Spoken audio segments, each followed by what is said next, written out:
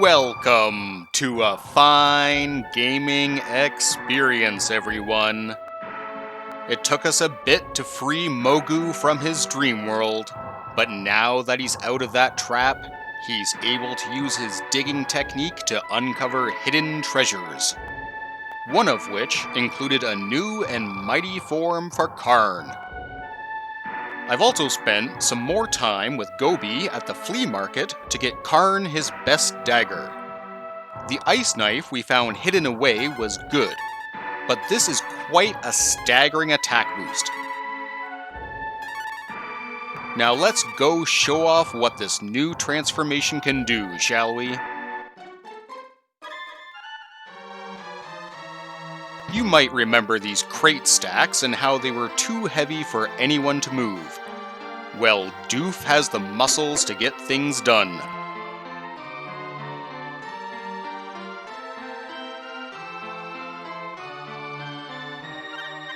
Our first prize is the clear clothes. They have 0 weight to them and high defense, but can only be equipped by Blue or Nina.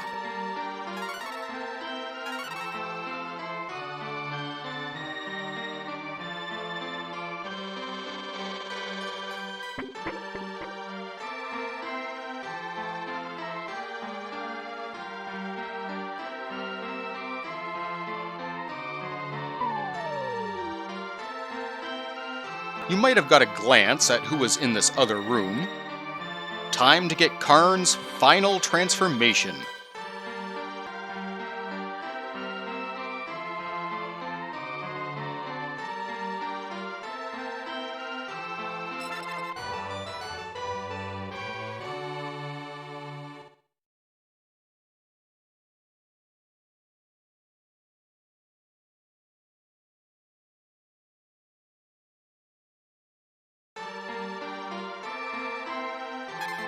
With that, we get Puka.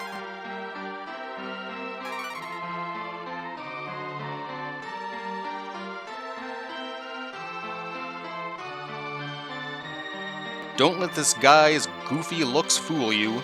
He's surprisingly powerful. Let's peek at his concept art.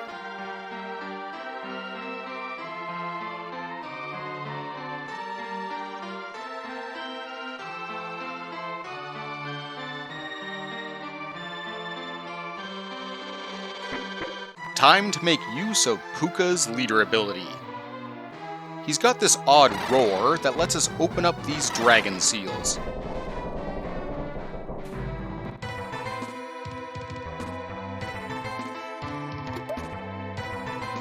The dark bracelet's yet another boost for Karn.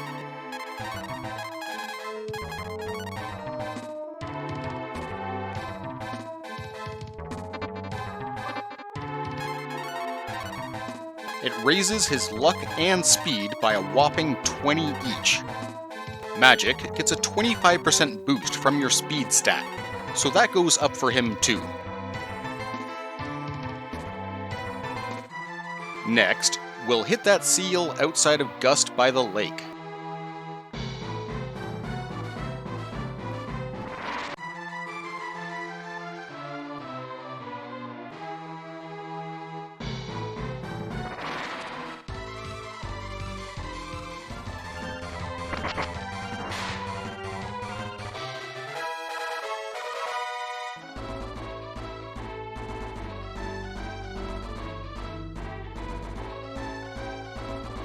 Nina gains Zombie 2, which does 120 damage to one undead target. And we're certainly not done with the undead yet.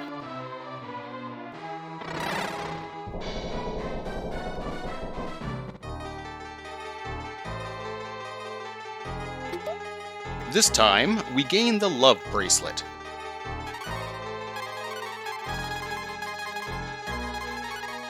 A quick inspection doesn't show much, but it gives the same walk to heal hit points ability that the life armor has.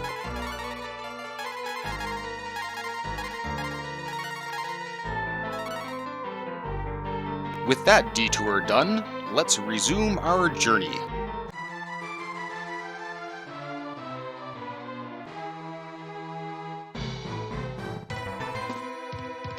After dealing with the Dream World gimmicks, we get a plain, simple, linear dungeon to the next area, which is kind of nice, honestly.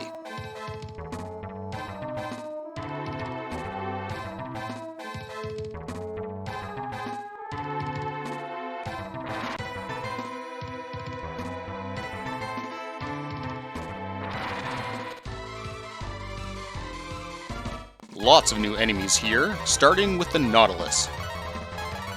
It had the cooler name of Chrome Snail in Japan. No tricks to this guy at all, just a 200 hit point basic fighter.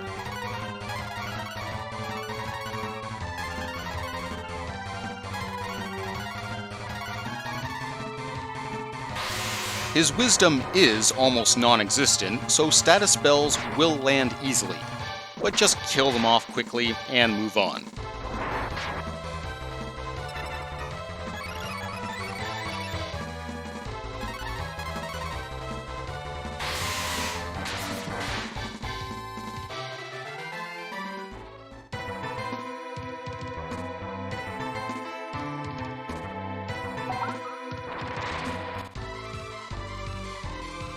A few steps off, and we meet Dark Fleas, or Mage Reaper, as they were originally called.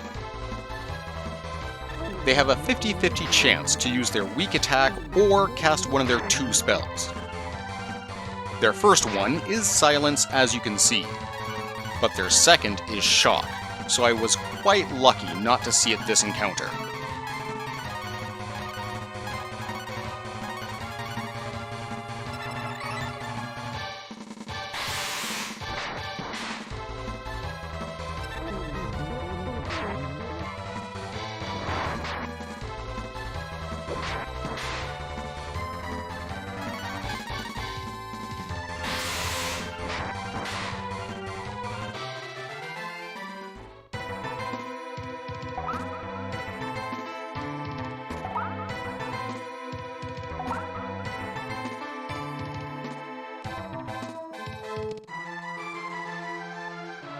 Looks like it's winter here.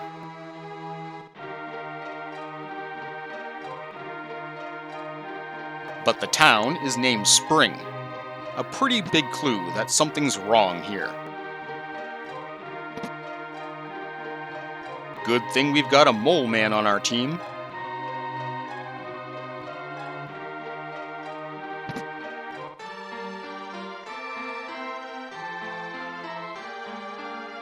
So if Spyre controls the weather here, sounds like we had better go check it out.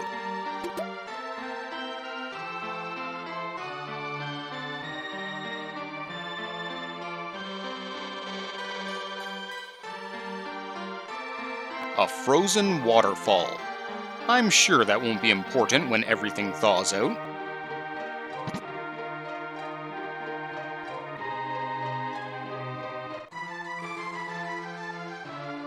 The inn had a second clog inside of a drawer. I'm going to give that to Blue so our big spells can go off faster.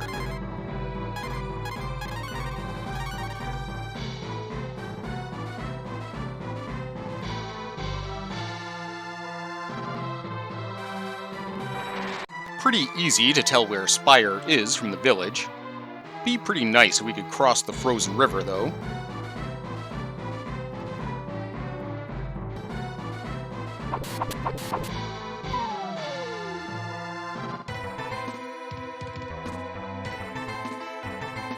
We've dug into the sub-basement of the tower and have quite the climb ahead.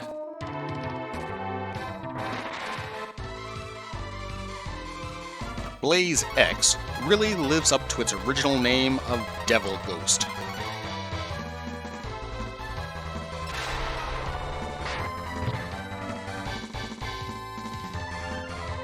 They've got 2,400 hit points for us to tear through. And as you can see, they're powerful spellcasters in their own right.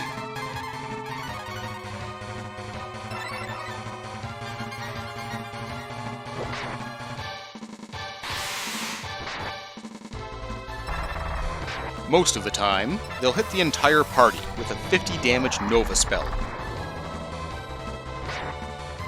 Their next favorite spell is that lightning bolt that just one-shotted our hero.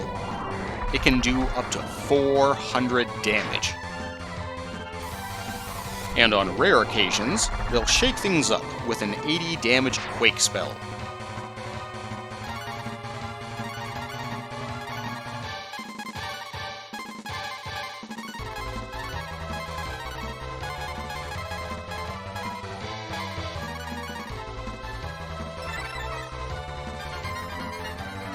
On the bright side, they don't have the basic Blaze enemy's super high defense, but you'll still cringe every time these guys show up.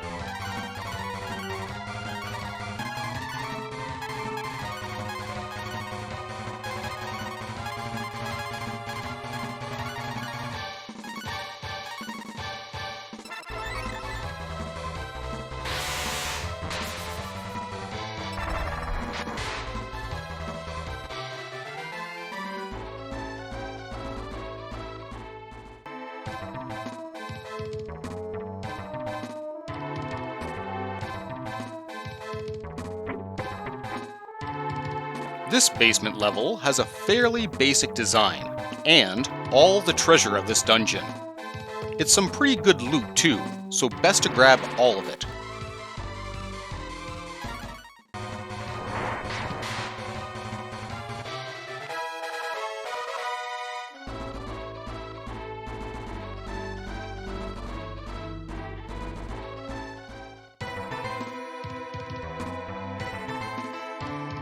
Cure 2s heal the entire party 250 hit points, which is fantastic since we don't have a heal everyone spell yet.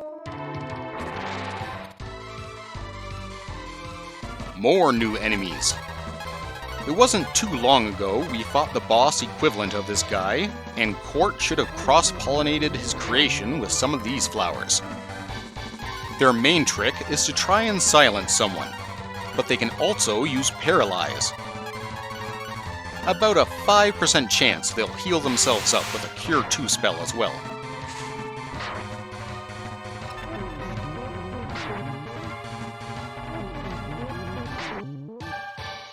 Only 700 hit points for you to chop through, so these buds are a pretty mild encounter in here.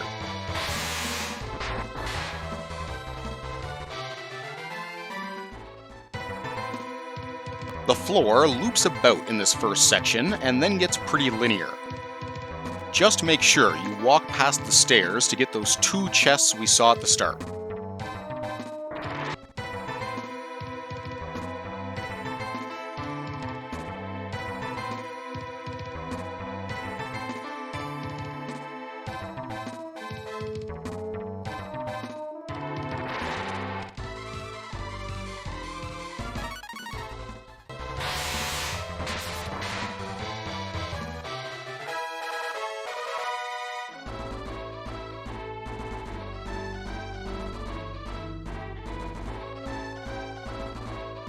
Blue picks up Char, a wonderful 180 damage fire spell against all enemies, but it's at 36 AP a pop, so use it wisely.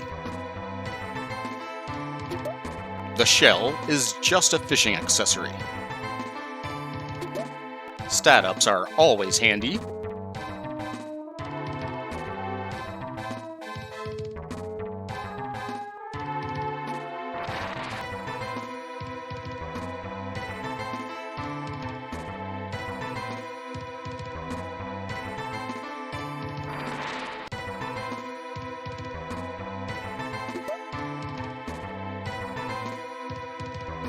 World Armor and Flame Armor. Both are fantastic suits to find. The Flame Armor lowers fire damage by 25% as you might expect.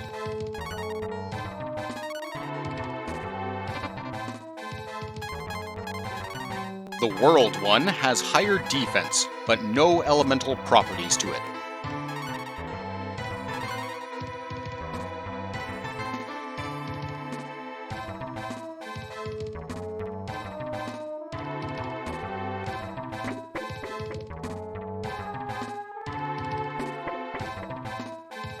Now, we're into the tower proper, Each floor has a different appearance and enemies to it. We meet starter enemies here, so I'm just going to use a Marble 3 to avoid them.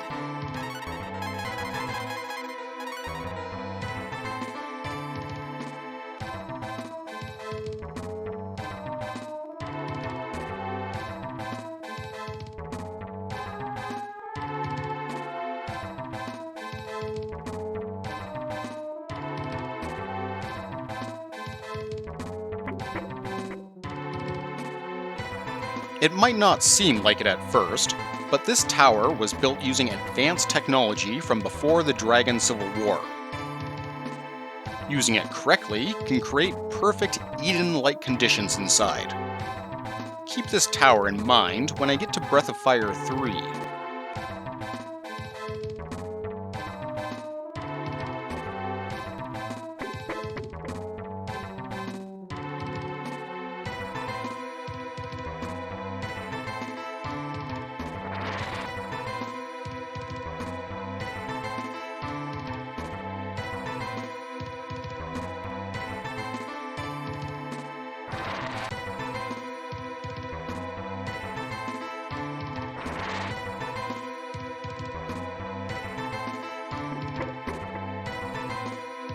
The environment around us seems to get more hostile as we climb, from rain to deserts and now harsh tundra.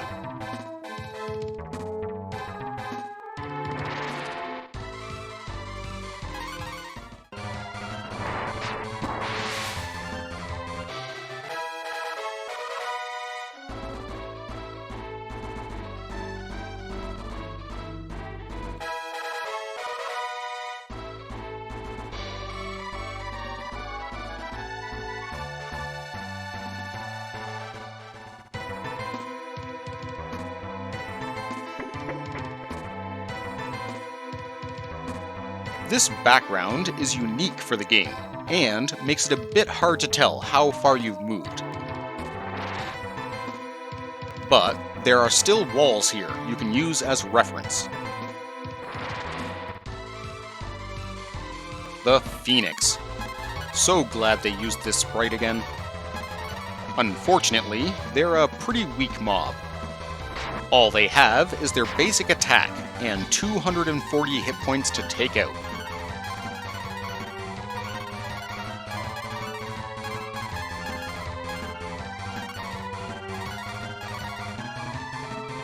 They're even weak to ice, which is one of Blue's most efficient AP to damage spells.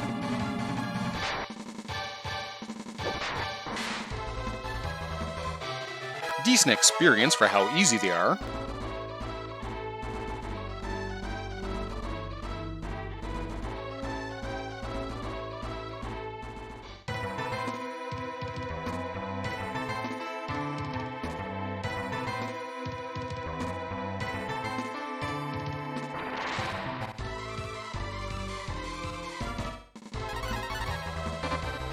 Puka will sometimes do this roll attack instead of their roar. It almost always does max damage and doesn't replace your critical hit. Just a small chance of exchanging your standard attack for it. Pretty kick-ass.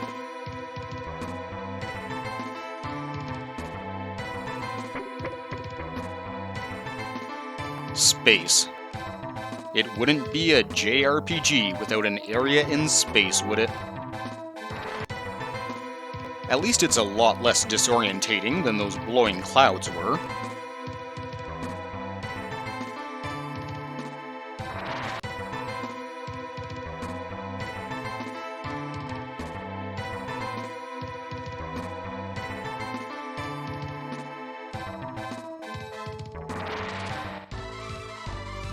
The last new enemy for this episode is the Metal Flea. They're similar to Dragon Warrior's Metal Slimes with their rarity and large experience reward.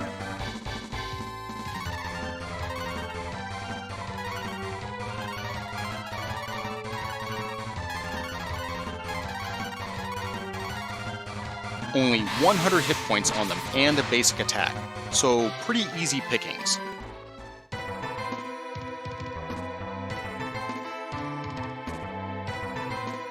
A key slot, eh? Well, the key's right there, so let's just grab it and... Uh-oh.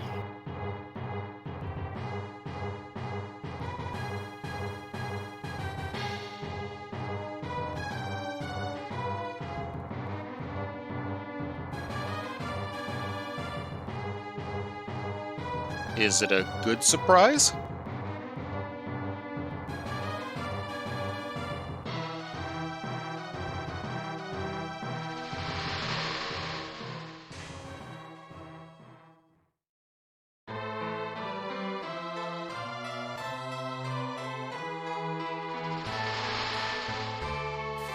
No.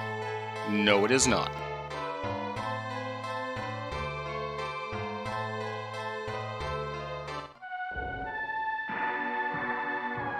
Well, it looks like our exploration of the continent has been cut a bit short.